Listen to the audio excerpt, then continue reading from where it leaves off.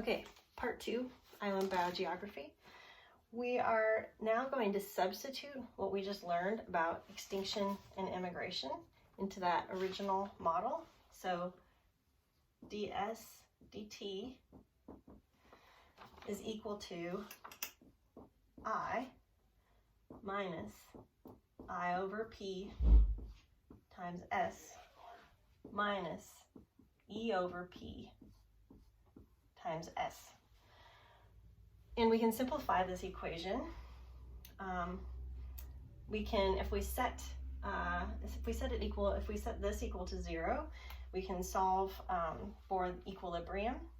And so then basically we get I equals S times I plus E over P. And if we wanted to solve for S in this case to figure out the number of species, the equilibrium number of species, we'll call that S hat.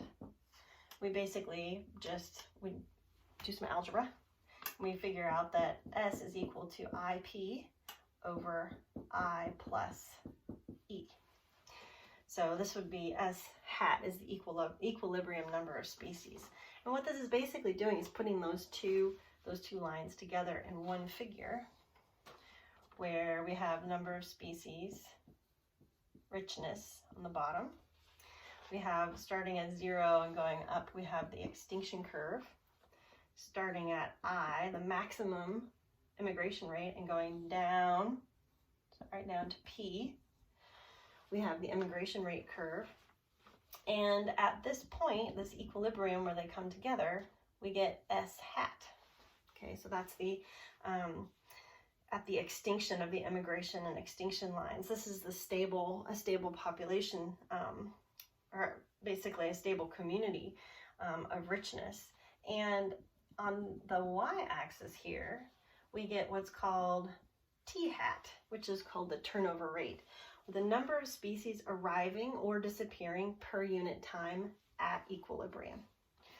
And there's some relationships between T hat and S hat that are interesting to think about. So for one, we have T hat over S hat is equal to E over P, the maximum extinction rate over P.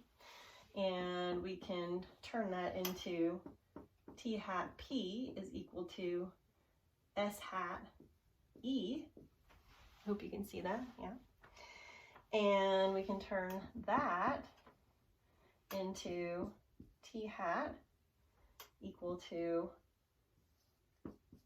IP over I plus E times E when we use these equations over here, or sorry, we insert this for S hat. And then we can also solve for T hat, which would equal IE over I plus E. So basically increasing either immigration or extinction rates can increase turnover. On islands, there's ongoing colonization and stochastic extinction, and so species composition is always changing. So then we're going to talk about 2 instances that both influence extinction rates and immigration rates, and one is island size,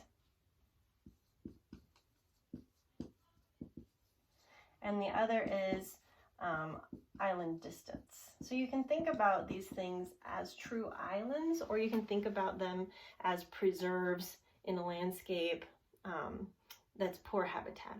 So you can think about them as real islands or these kind of islands of habitat. And so there's going to be 2 new assumptions for the next models. One is that total population size for each species is proportional to island area. And the second is that the probability of extinction decreases with increasing population size. And hopefully those 2 things make some sense.